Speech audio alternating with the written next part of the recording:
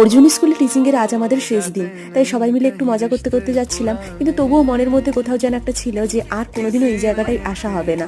স্টুডেন্টদের এবং স্যারেদের এবং বন্ধুদের প্রচুর মিস করব। সত্যি এই কদিনে যা আনন্দ করেছি সেটা ভোলা যায় না। দেখো গাইস, ধান কাটা হয়ে গেছে, ধান কাটা গাড়ি এসেছিল।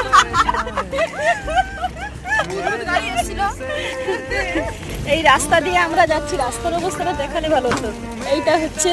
এইটা হচ্ছে রাস্তা, আমরা স্কুলে যাচ্ছি। সত্যি কাল থেকে আর এই স্কুলে পড়াতে আসা হবে না, এটা ভাবলেই কেমন লাগছে।